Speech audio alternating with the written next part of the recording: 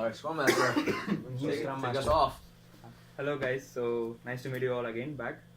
So we are planning for the next sprint. Everyone is everyone's in focus. Yeah. So we are planning for the next sprint now.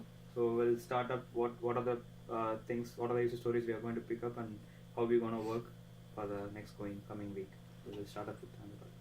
Yeah. So I already have a basic deployment diagram which I have presented in the last sprint. So I'm going to refine on that, and I'm going to include a few more artifacts that I have thought of depending upon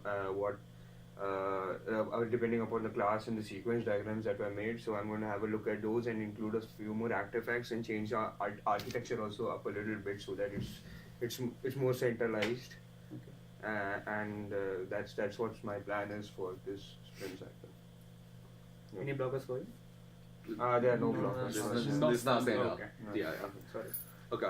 So that's the plan for you. Yeah, I'm the product owner, so I was continuing to work on the executive summary, and I've already brought the point that y'all need to write down your assumptions for the case in your related document. So that's about it. I will probably update the executive summary according to your assumptions as well.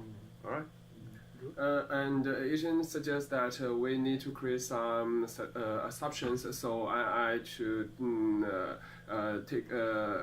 review the user and find some assumptions for my sequence diagram, and then I continue to do my the sequence diagram and talk with the Surya and talk about how to do it. Yeah. So we'll do that. Yeah, but I didn't actually mean we already made a serious assumption when we create a case user stories.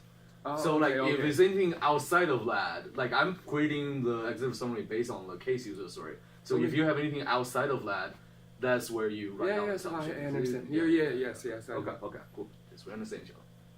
Okay, yeah, so the plan for this week for me is I've already created an outline of the DFT which I presented last demo, so I'll be working on that, trying to refine that, trying to see if I could add more entities, processes, or the data stores, and also try to create the context level from the level 0 by the end of this week. And I'll also look into the assumptions part. If I'm making any more assumptions, I will let Yashin know. Okay, good. You? Last week I presented the acceptance criteria, but it was brought to my attention that I had to do some more things as part of the testing plan. So I'm just looking at some of the samples from internet, and I've identified that I had to work for some specific use cases too. So I think that I can use inputs from other group members too about how for specific use case I had to do. So I think that for the upcoming I will be working on the further details. Okay.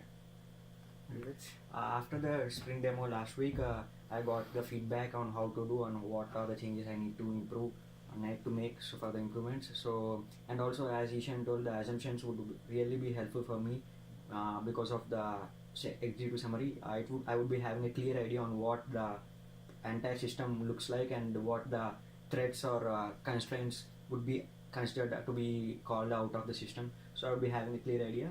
So based on that, I'll be proceeding forward.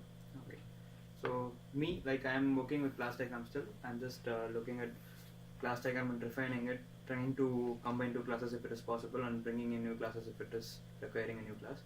And also I should discuss with Drew and